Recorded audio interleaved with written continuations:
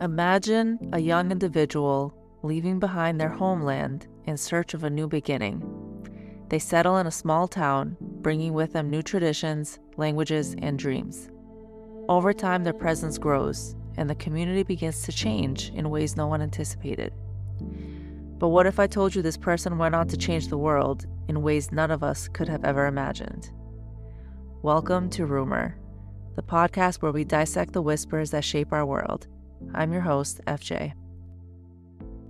And I am DJ. Today we are tackling a topic that's been buzzing headlines and conversations, the rumor that migrants are taking over our communities.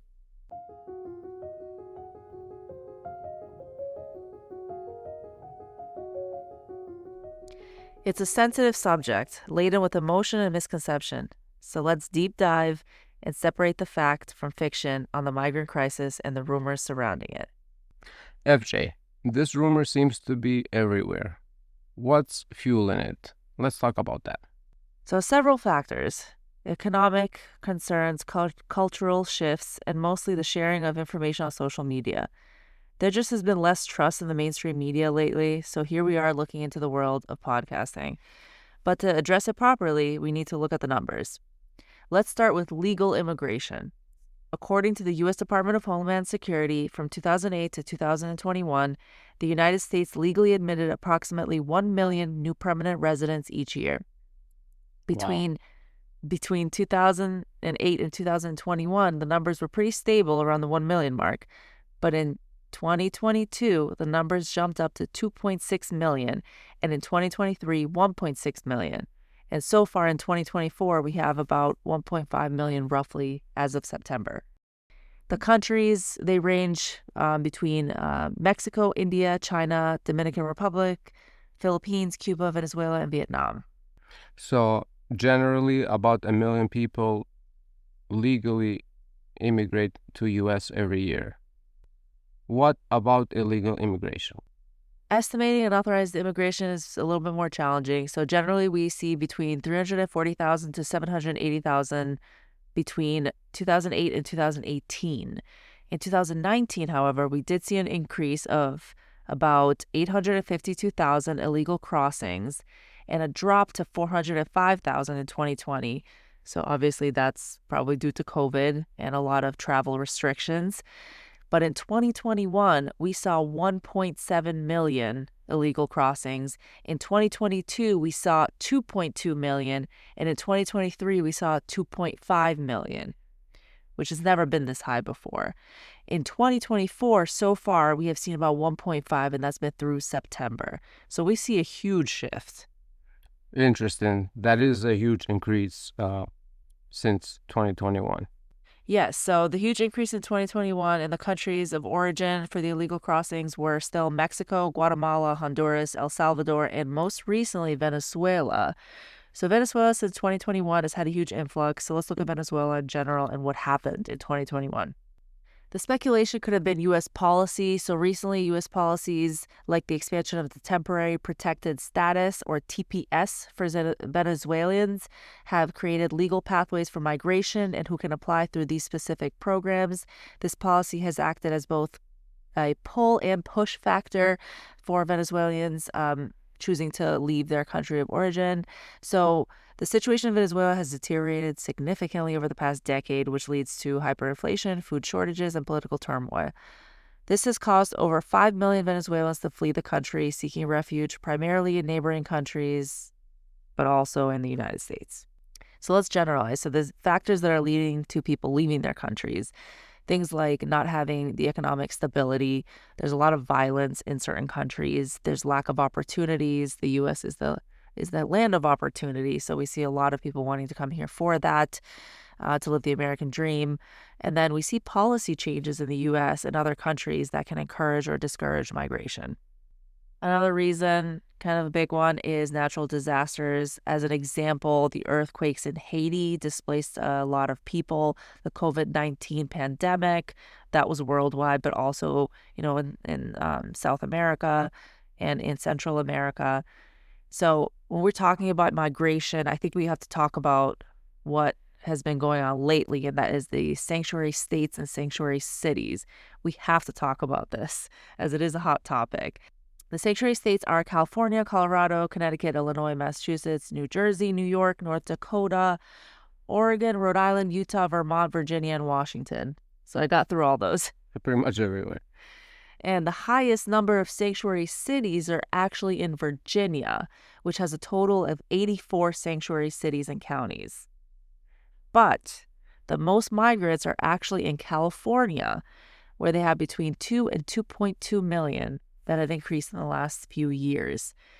California has been known to give illegal migrants access to housing, free health care, and money to spend. Today, a historic expansion of California's Medicaid program takes effect, allowing more than 700,000 illegal immigrants to sign up, costing the state over $3 billion a year. I understand that healthcare is, a human right and a universal right, but in my opinion, I'm not sure that California, quite frankly, is in the right financial place to be having a program like this. People who are living in this state. I mean, California makes sense because it's so close to the border, so it'll be the easiest place to get to from Mexico, which most border crossings happen in Mexico. I would have thought Texas too, but California does make sense, sure. That's a good point that you said Texas. I think the major reason why California is so high is because of the sanctuary city laws that they have there. They're very welcoming of migrants in California more than they are in Texas. So that could help with understanding that number. All right. So let's talk about a few news articles. News Nation had 2 articles that are talking about how organizations like non-governmental organizations use taxpayer funds to help migrants. That includes housing, food, and travel. There's Border Report, who also says that non-government organizations have helped house and feed migrants receive millions from FEMA. This became a hot topic, actually. Oh, yeah, especially with North Carolina storm that happened, that there wasn't enough money. Again, I mean, we don't have anything against migrants. This is just the statistics that we are going over to talk about, and so everybody can understand the numbers. Yeah, we're strictly looking at the facts. We don't have a side in one way or another. Fun fact, we're actually both come from legal immigrants through our parents, and we have been naturalized through our parents. So we believe in legal immigration into the U.S., the American dream, and all of that. We're strictly just looking at news articles and different statistics just to understand if this is actually a crisis as it is shown in mainstream media. The other parts of this is, as an example, New York Post, where they're saying the feds say there's no money left for hurricanes after FEMA spent $640 million on migrants. This is directly from the New York Post. The article discusses the controversy over FEMA's allocation of funds, where it's claimed that money intended for disaster relief is actually being used to support migrants. Alejandro Mayorkas sounding the alarm on FEMA funding right after the devastation of Hurricane Helene. Listen. We are meeting the immediate needs with the money that we have. We are expecting another hurricane hitting. We do not have the funds. FEMA does not have the funds to make it through the season. This all comes as the Biden-Harris administration spent over $1 billion from a FEMA program on services for migrants.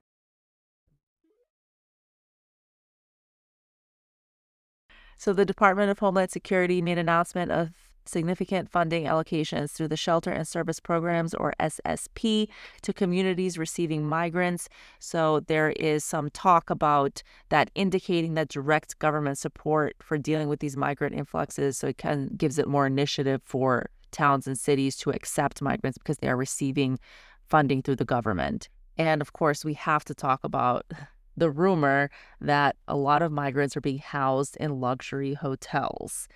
As an example, when we look this up through news articles, we see that at the Row Hotel in Times Square, migrants were housed in this luxury hotel. A migrant family of 4 in New York could get over $20,000 a month in freebies.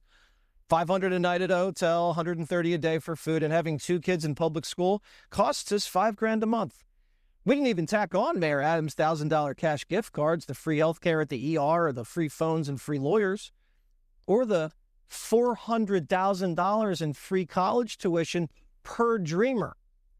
Meanwhile, taxpayers with jobs in New York pay thousands to live in a And its closet. amenities like fitness center, fully stocked bar, tech center, and rooms in this hotel can cost up to $700 a night.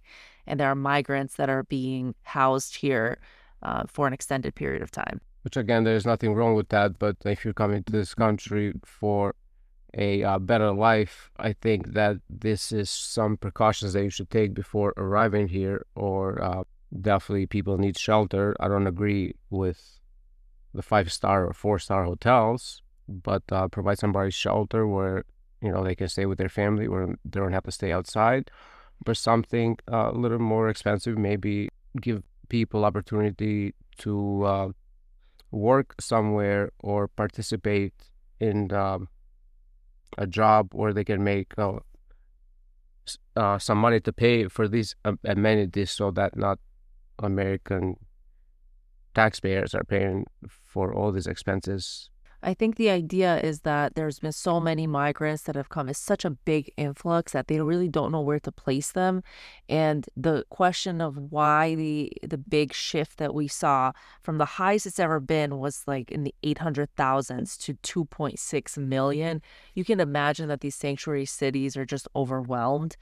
And by placing, because there's not enough housing in general for any big city that you go to, there's a lack of housing or lack of affordable housing. So once you're placing migrants in these non-affordable houses and the government is paying for it, that's where we see the big divide between what's fair and what's not. Correct, because there's a lot of Americans out there who are working 2 jobs, who can even afford to bring their kids to daycare and can afford to pay their bills, cannot afford to pay their mortgage or their rent, and they're not getting this treatment. So, in a way, it's not fair to the American citizens who are paying all this tax. So if there is not enough housing or not enough room where we can place these migrants, then why are we bringing so many migrants all at once? Let's take a break. People should still come in because that's how our families came here, but there should be background checks, I think, and certain testing for vaccines to go through, find housing, and then, by all means, welcome to this country. I mean, this country is made up of immigrants. Without immigrants, this country would not be anything. But just bringing a big flux of migrants into this country and placing them in hotels, taking American taxpayer dollars to pay for these expenses, it's not fair when there's a lot of Americans who cannot afford to buy a turkey for Thanksgiving. Yeah, and I think it's important to note, too, that we fully believe in legal immigration into this country. I think that when in certain countries, like we're both very familiar about the immigration lottery, where only a few families get chosen, and it really is a dream. I mean, I think I can speak for both of us when I say that it was our parents' dream to come to the United States, coming here with just a few $100s in their pocket, and they made it, you know, with small children or high school age children, with working multiple jobs, low paying jobs, and they've achieved a lot of great things. So I think the American dream is still achievable. It's achievable to all. I think everybody has access to it if they really work hard enough, especially immigrants that come to this country from a harder life. And I think they can do, Most immigrants do. which most immigrants that do immigrate here, of course, come for a better life. Once they see the life here, I mean, this is the land of opportunity. This is a place where a bunch of nobodies can make a podcast about any topic and reach a wide audience. You gotta work hard at it. Everything just doesn't come to you. But over here, you do have the opportunity to do whatever you want. You know, if you have the right motivation and put in the time to do it, you could technically do whatever you want. I mean, there's no limit. Nobody holds you because of your political stance or because of your beliefs. So it doesn't matter your religious stance or your political stance. If you work hard, you can do anything you want. The doors are open to you. You just got to put in the work to do it. When in most other countries, you don't have the opportunity, which is why a lot of people migrate to this country. Yeah, so really good points. Going back to New York City hotels, so there's been a lot of articles mentioned in New York City where various hotels are accommodating migrants. Some of these hotels are described as upscale or luxury. For example, there's mention of 15% of New York City hotels being occupied by migrants and contracts for luxury accommodations. In Chicago, there's mention of federal government commandeering upscale hotels to house migrants in Chicago, though specific hotel names have not been provided. In Los Angeles, there's pressure from the hotel industry for the city to allow illegal immigrants to stay in luxury hotels, ensuring full occupancy. So obviously, hotel managers, hotel owners, they want their rooms to be filled. Otherwise, they're not making as much money. There's a financial incentive. If they have their rooms filled, where the money is coming from, whether it's from an individual payer or from the government, their rooms are being filled. So obviously the hotel owners are happy about that. But let me throw it a little bit differently. In Brunswick, Maine, there was significant attention on new housing project where migrants are given free apartments. Did you know this, DJ, that the state planned to use $3.5 million to house 60 migrant families in Brunswick, with rent covered up to 2 years, and the apartments were described as luxury or palace-like. Dozens of people showed up this morning to the grand opening of new apartments at the Brunswick Landing. These units were built specifically to house asylum seekers as they wait to receive their work permits, which can take months. There will be 60 apartments total here serving this purpose. 24 of them are ready now. State government will essentially pay the rent for 2 years. After that, the buildings will convert to market rate and affordable housing units. Yes, I've heard that rumor. It's not actually in Maine, but it's in other places too, like New York, Massachusetts, and this is the part that people are not getting behind. I'm sure a lot of homeless people and veterans could benefit from this, but this was never done before, and it's still not being offered to those people. Yes, and these incentives, they usually include housing, healthcare, transportation, food, clothing, language classes, and those are just to name a few. I mean, there's a lot of incentives that are being offered, which are, in general, they're great. I mean, if we could offer our homeless or our veterans free housing and healthcare and transportation and food and clothing, I mean, we would see these people that have sacrificed so much for this country to be able to thrive again. So I think we can fully agree that this rumor about housing illegal migrants to us seems to be true. There's written literature on it. I believe that this is a true rumor and that we generally don't agree with that. Yeah, definitely. I mean, it's not even a rumor anymore. It's all over TV. It's all over the media. It's right there in the open. It's not something that was heard behind closed doors. The media is talking about it. There's migrants everywhere. It's very obvious. And again, I am not saying that, migrants should not come here. They should. But I think that this opportunity should be offered to American citizens first, because it's only fair. I mean, it is a privilege to be an American citizen, but it's not fair that American citizens who cannot afford to put food on their table are paying with their taxes to house, these migrants. And it's okay, for 1 week, 1 month, 2 months, but for at least a limited amount of time or a specific time, not just unlimited, undecided time or 2 years time. Let's offer this to Americans who have low income or who cannot afford to pay their bills or who have small children that cannot afford to put them through school. A parent has to stay home. One of the parents has to stay home to keep the kids, or both parents have to work so that one of those paychecks goes to pay for the daycare of the kids. And then if you have more than 2 kids, then forget about it. I mean, I don't even know how you can afford to live in this place without getting any help from the government.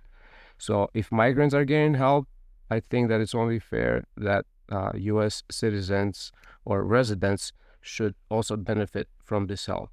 So the question of the hour is, are migrants taking over our communities? That's a great question. So here are the facts.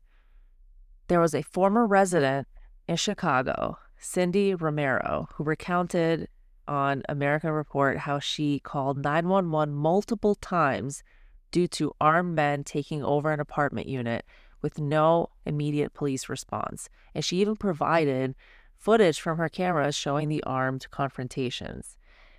There is Right Journalism, who in September wrote about describing a situation where 32 armed Venezuelans allegedly took over a Chicago apartment building, and there's even mention of a chilling 911 dispatch call. So there's reports about these things happening in New York City. They're also focusing on crime like retail theft, phone snatching, and violent acts. There's articles that mention the involvement of the Tren de Argua, if I am butchering that, gang in these activities as well.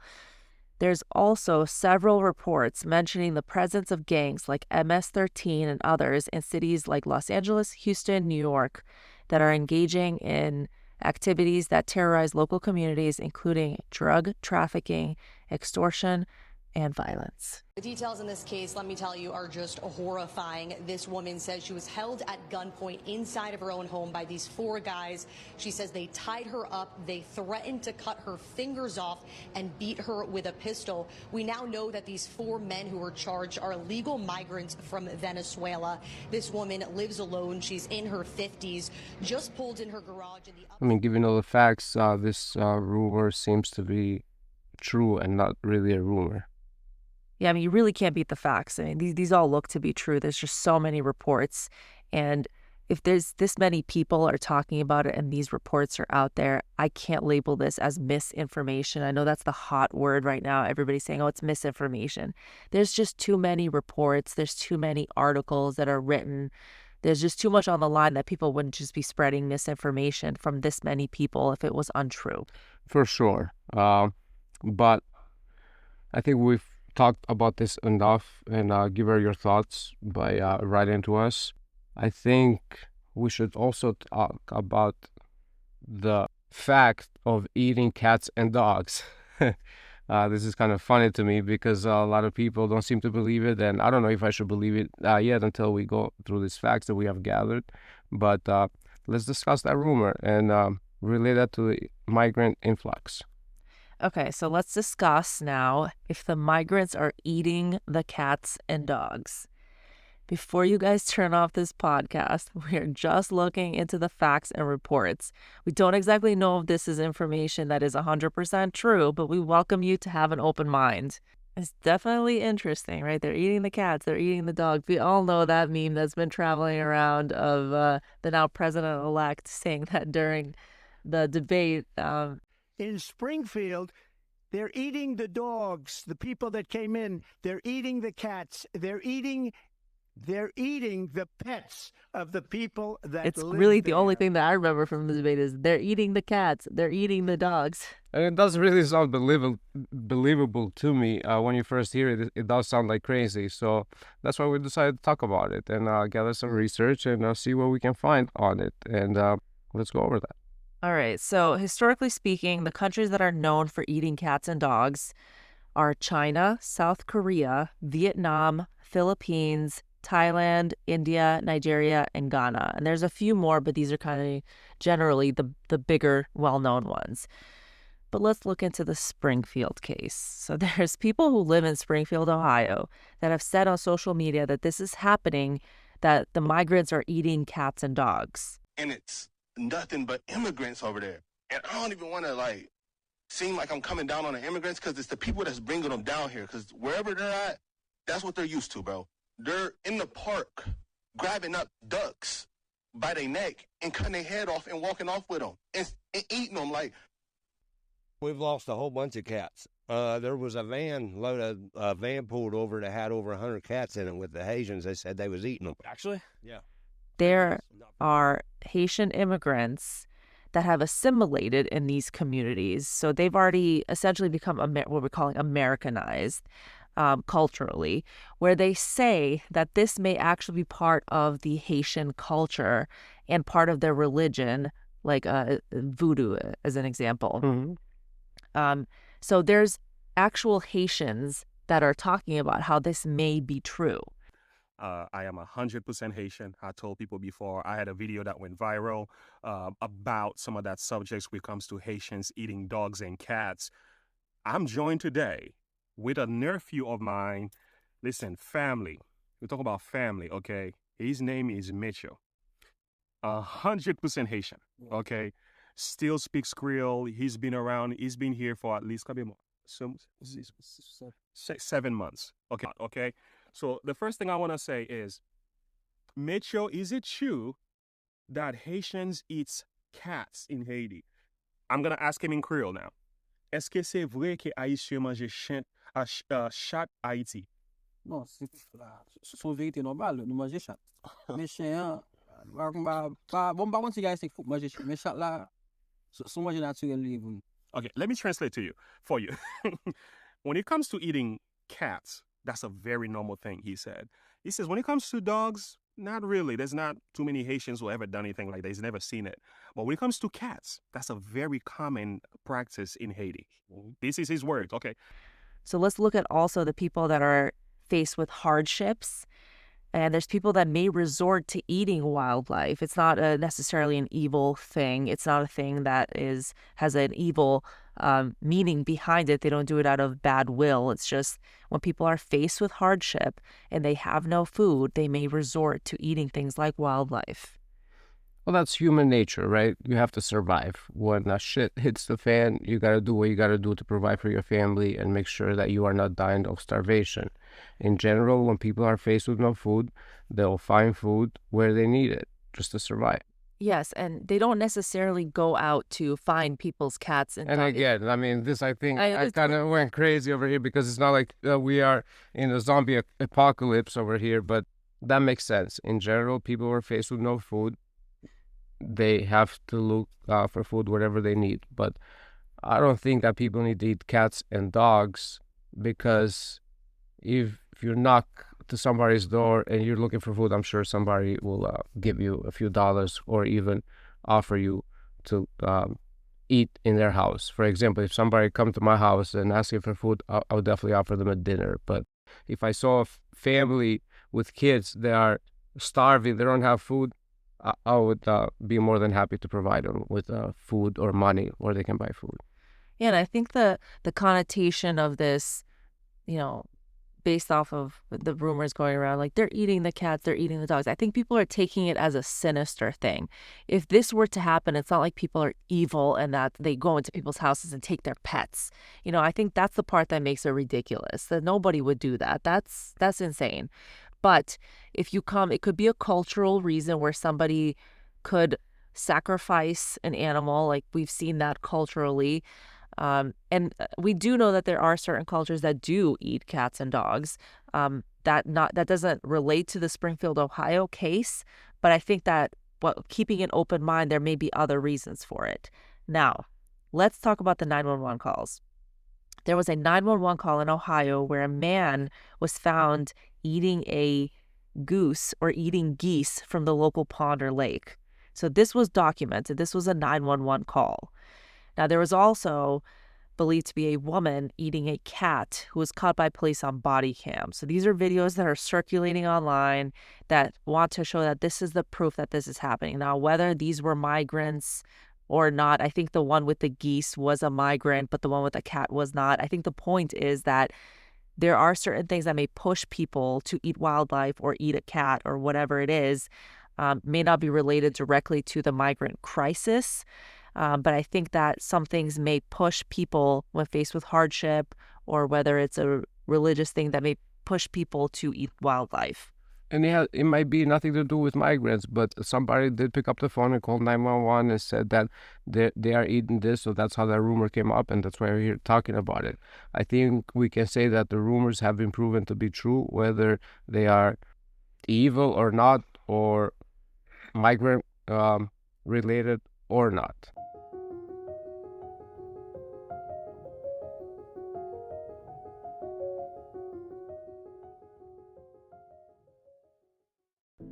Earlier, you mentioned someone whose journey influenced their community. Who is this person? So that person is Elon Musk. He was born in South Africa. He immigrated to the United States and became a pivotal figure in technology and innovation, founding companies like Tesla and SpaceX. So I think it's important to note that as an immigrant, Elon Musk came to the United States. Now, I do realize he came from wealthy upbringings, but he really changed the entire industry, space industry, technology industry, and he's really become a household name, whether you agree with his politics or not. Everybody can agree that he has really changed the entire space and electric car. He's essentially the first person to mainstream an electric car. I mean, I think we can all agree that Elon Musk is a genius, whether some people believe with the things that he is doing or not. But I think that all he's trying to do is do good for Earth and make a name for himself that can go down in history books. Some of the stuff that he has done, no one has been able to do it before, which in a way is good for our country, United States, because we are advancing to beat, China and Russia. We're able to land a rocket, which nobody has done before. So in a way, that's a good thing for us, for this country. And Elon Musk was the one to be able to do that. I 100% agree with that. Just in closing, our thoughts about this. I think some things have been proven to be true. I think really the biggest number that surprised me while doing this research is the real big influx of illegal immigration to the United States after 2020. I mean, the numbers are just staggering. The highest number we ever had was in 800,000, and now we were at 2.6 in 2023. That's a huge increase. What the reasons may be behind that, I think requires another episode. I think what has happened is that we see a lot of communities overtaken by a huge number of migrants, and there's a lot that needs to be done within these communities to help with the migrant influx. It's not necessarily a good or bad thing. I think just a lot more work needs to be done. And feel free to give us your feedback. Your feedback is always very important. It motivates us to make more episodes like this. And thank you for coming with us on this journey, looking at the legal and illegal immigration in the United States. I'm your host, FJ. And I'm your co-host, DJ. And thank you for tuning in. Yep, this is Rumor. I'll see you next time.